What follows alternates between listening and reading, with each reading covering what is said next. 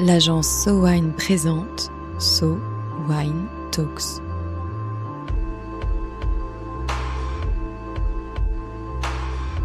La première série de podcasts analysant les tendances marketing et communication dans l'univers du vin et des spiritueux.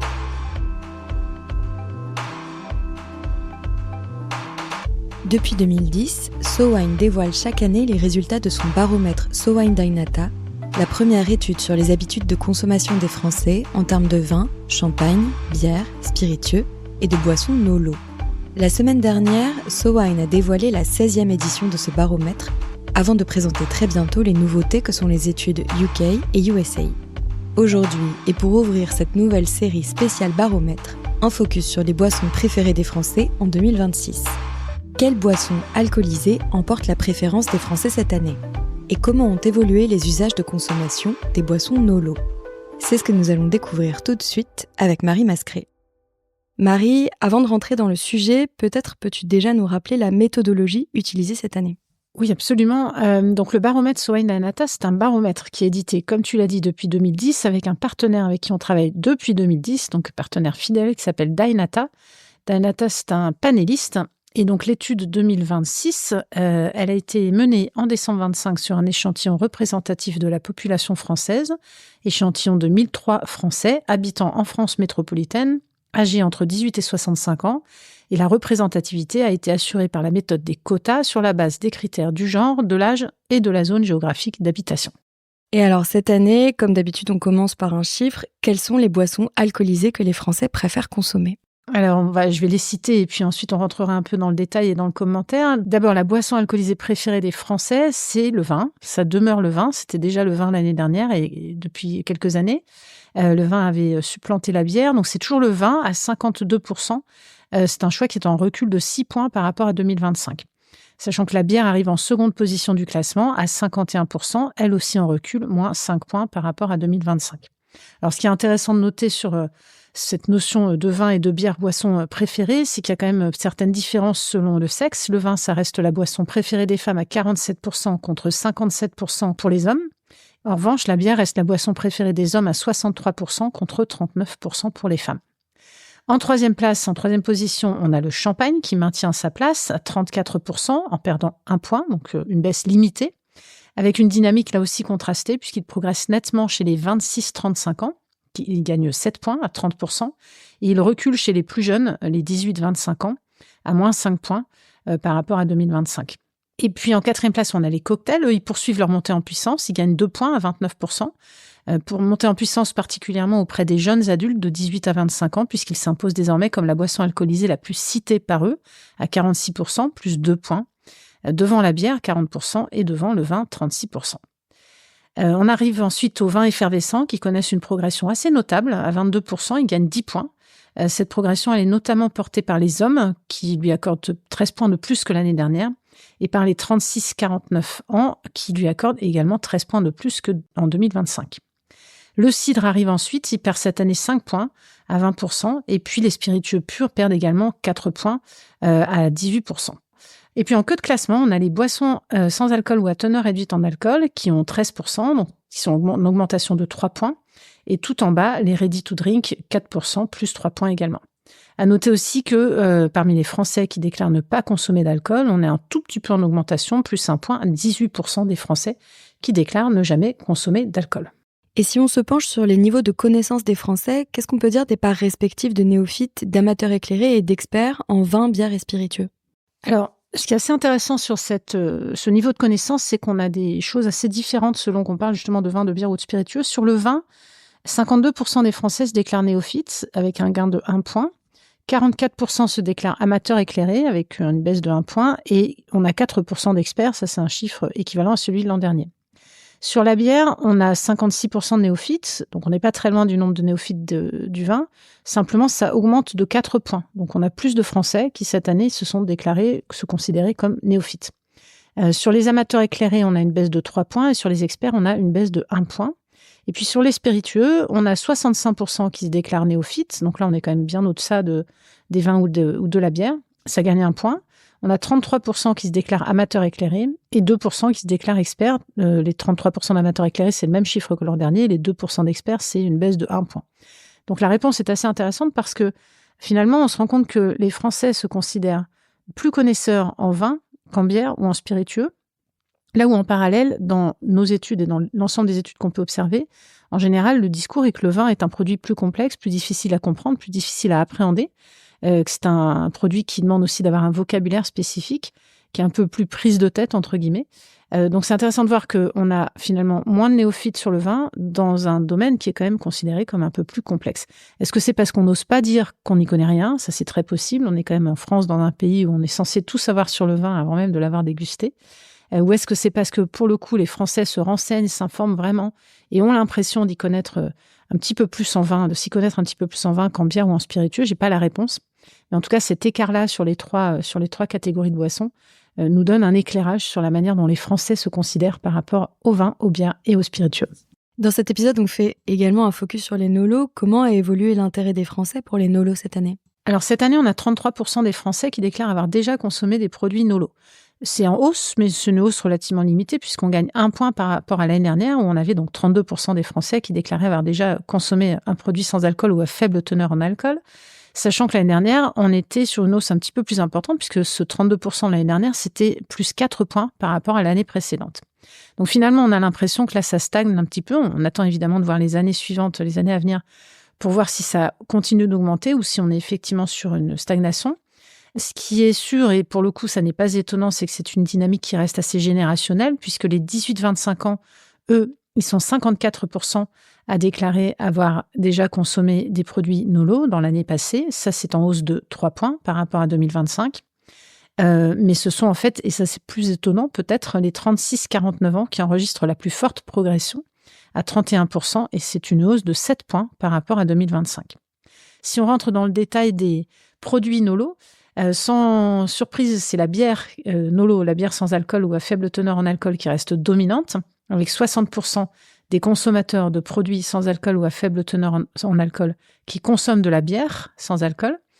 C'est une baisse de 1 point, mais ça, c'est relativement stable. La bière, elle est suivie par les cocktails. Eux, ils reculent de 3 points à 39%. Et puis, en revanche, on a des augmentations sur les produits suivants. Les spiritueux sans alcool ou à teneur réduite en alcool qui progressent à 27%. Ils gagnent 6 points par rapport à l'an dernier. Le vin progresse également. Il gagne 7 points par rapport à l'an dernier à 24%. Et les effervescents gagnent 4 points à 18%. Alors, il faut savoir que la consommation, elle reste majoritairement à domicile pour les produits sans alcool ou à faible teneur en alcool, pour 55% des consommateurs. C'est une baisse de 3 points quand même, tandis que la consommation de nolo en bar et en restaurant, elle progresse de 3 points à 28%. Donc, il y a une évolution qui est en train de se faire sur où est-ce que je consomme ces produits-là, probablement partiellement liée au fait qu'on n'a plus, entre guillemets, honte de commander des produits sans alcool, même au bar ou au restaurant ou au café avec ses amis. Et pourquoi les Français aiment-ils consommer les nolos ? Quelles sont leurs principales motivations ? Alors là aussi, des données très intéressantes cette année, dans la mesure où elles évoluent. La modération, c'est toujours la première des motivations. Donc, elle reste en tête cette année à 43%, mais elle recule de 7 points. Donc, la première des raisons pour lesquelles on va commander un produit sans alcool ou à faible teneur en alcool, c'est toujours la modération, mais c'est quand même beaucoup moins prioritaire que sur les années précédentes. Et ce qui progresse le plus fortement, c'est le goût. Le goût qui est choisi comme deuxième motivation à 39%, qui gagne 4 points. Et le goût passe devant la santé. Donc auparavant, on avait modération, puis santé, puis goût. Et là, le goût est en train de monter dans l'appréciation des Français. La santé, elle est à 38%, elle perd donc 2 points. Et ça, c'est un phénomène qui se retrouve sur l'ensemble des classes d'âge et qui est particulièrement marqué chez les 26-35 ans, puisque chez eux, le goût gagne 7 points, alors que la modération recule de 14 points. Et on a la même dynamique chez les 18-25 ans qui sont davantage motivés par le goût, qui gagne 5 points, que par la santé qui perd 4 points ou que par la modération qui, elle, perd 8 points. À noter aussi que sur les vins nolo, on a 27% des consommateurs qui déclarent désormais aimer son goût. Donc ça, c'est un chiffre qui n'est pas encore très élevé, mais qui gagne quand même 8 points par rapport à l'an dernier. Et pour la part des consommateurs qui disent rester en quête d'un produit qui leur conviendrait ou qui privilégient d'autres catégories nolo que le vin, donc là, je parle bien des consommateurs de vin sans alcool ou à teneur réduite en alcool. Ils sont à 34%, donc plus important que les consommateurs qui sont satisfaits du goût, mais ça, c'est en baisse de 11 points. Donc, ça veut dire qu'il y a un vrai effort qui a été fait probablement par les metteurs en marché sur le goût du vin. Et donc, en particulier sur le vin, qui est un peu le sujet sur lequel on entend beaucoup parler d'appréciation gustative, et bien sur le goût du vin sans alcool ou à faible teneur en alcool, il y a un effort qui a été fait et une appréciation des consommateurs français qui l'apprécient de plus en plus. Ce qu'il faut mettre en perspective, c'est quand on pose la première question aux Français de savoir s'ils ont goûté dans l'année des produits sans alcool ou à faible teneur en alcool, on ne leur demande pas s'ils en ont bu souvent ou pas souvent. La première question, c'est est-ce que vous en avez déjà goûté dans l'année qui vient de passer ? Et la réponse est donc oui à 33%. Mais encore une fois, on ne leur dit pas est-ce que c'était de la bière, est-ce que c'était des spiritueux, est-ce que c'était du vin et est-ce que vous en buvez souvent ? Et quand on rentre dans le détail de la fréquence, pour le coup, on a aussi là des chiffres très intéressants. La première chose, c'est que le premier produit qui est consommé, c'est la bière sans alcool. On a seulement 9% des consommateurs de produits sans alcool ou à faible teneur en alcool qui ne consomment jamais de bière sans alcool. Donc, on a 91% d'entre eux qui en consomment. Arrivent en deuxième position les cocktails sans alcool, puisqu'on a 78% des consommateurs de produits Nolo qui consomment des cocktails sans alcool. Puis la bière à teneur réduite en alcool, 75%. Arrivent ensuite les effervescents sans alcool à 69%, les cocktails à teneur réduite en alcool à 67%, et puis arrivent ensuite dans la foulée les autres boissons sans alcool sans que ce soit spécifiquement cité et précisé, et puis les spiritueux apéritifs sans alcool, les spiritueux apéritifs à teneur réduite en alcool, les effervescents à teneur réduite en alcool, les vins sans alcool et les vins à teneur réduite en alcool. Donc, c'est les vins qui arrivent finalement en dernier dans ces produits qui ont été dégustés et goûtés et testés. Les premiers étant évidemment la bière, mais ça paraît logique. La bière sans alcool ou à teneur réduite en alcool, elle existe depuis déjà suffisamment longtemps pour être bien ancrée dans les habitudes des Français. Et à quel moment ou quand les consommateurs de Nolo préfèrent-ils les consommer ? Alors effectivement, on leur pose aussi cette question de savoir à quelles occasions est-ce qu'ils consomment des vins, des bières, des spiritueux sans alcool ou à teneur réduite en alcool. D'abord, on a 63% des consommateurs de Nolo qui en consomment lors d'occasions festives et peu formelles, des soirées, des apéritifs par exemple. Donc, c'est des occasions qui s'alignent clairement avec une consommation qui est plutôt centrée sur la bière et les cocktails. Alors, si on rentre dans le détail, on a à l'apéritif à 32%, c'est en hausse de 3 points par rapport à 2025. Lors de soirées à 31%, ça c'est en baisse de 7 points par rapport à 2025, donc ça fait le 63% dont je parlais à l'instant. Et puis arrive ensuite au cours d'un repas à 28%. Et là, pour le coup, c'est en hausse de 4 points. Et puis à un autre moment avec un 9%. Donc on a une sorte de variété des typologies de consommation avec certes une hausse du repas. Donc ça, c'est plutôt une nouveauté. Mais malgré tout, une majorité des consommateurs qui en consomment, encore une fois, lors d'occasions festives et peu formelles. Et est-ce qu'on sait un peu qui sont les acheteurs de Nolo ? Alors plus exactement, on leur a posé la question de savoir, et ça nous intéressait de comprendre s'ils ont tendance à privilégier toujours les mêmes produits ou pas. Et dans les réponses qu'on a, on a une majorité de consommateurs de produits sans alcool qui disent plutôt oui, je rachète souvent les mêmes produits, même si je varie. Ça concerne 47% de ces consommateurs de Nolo. Ça, c'est en baisse de 3 points. On a 35% de ces consommateurs qui disent oui, j'achète toujours les mêmes produits. Et puis 18% qui disent non, j'essaie régulièrement de nouveaux produits. Donc ça, c'est une réponse en hausse de 3 points par rapport à l'année dernière. Donc au total, on a 82% des consommateurs de Nolo qui disent racheter toujours ou souvent les mêmes produits. Et seulement 18% qui changent régulièrement. C'est une forte fidélité qui peut s'expliquer peut-être là aussi par un marché qui est quand même prédominé par la bière, avec des marques installées qui sont majoritaires et des produits qui sont disponibles partout. Qu'est-ce qu'il faudrait retenir alors de cette étude Nolo selon toi ? Alors, bien évidemment, donc les Nolo, ça fait 5 ans qu'on pose la question aux Français, donc on attend la suite, on attend les prochaines années. Pour autant, quand même pas mal d'enseignements cette année. D'abord, on a une apparente stabilisation, à voir si ça se maintient dans la durée ou si ça continue de progresser, ou si ça diminue d'ailleurs, je ne sais pas le deviner à l'heure où on se parle. En revanche, cette catégorie, encore aujourd'hui, elle est en réalité assez mouvante. On a le goût qui s'impose comme le facteur décisif d'adoption, avec des propositions qui séduisent le plus, qui sont celles qui se rapprochent de l'expérience sensorielle des boissons alcoolisées finalement. Et puis 2 défis majeurs à nos yeux. D'une part, installer une véritable fidélité dans le temps avec des marques qui sont connues, reconnues, disponibles et que les consommateurs qui les achètent puissent retrouver pour pouvoir continuer à les consommer en fonction de leurs envies. Et puis leur capacité aussi à développer des usages hors domicile. Et j'ajouterais encore autre chose qui est une observation un peu plus générale sur la manière dont les consommateurs aujourd'hui, et en particulier la génération Z et les millennials, consomment leurs produits alcoolisés ou non alcoolisés. C'est un usage individuel. Et ça, c'est quelque chose que les nolos doivent pouvoir aussi développer, aussi bien que ce soit des vins ou des spiritueux. Évidemment, dans la bière, on est sur de la consommation individuelle majoritairement, mais en particulier les vins et les spiritueux, de se dire il y a une consommation individuelle qui est prédominante chez l'ensemble des populations consommatrices de produits sans alcool et de produits alcoolisés.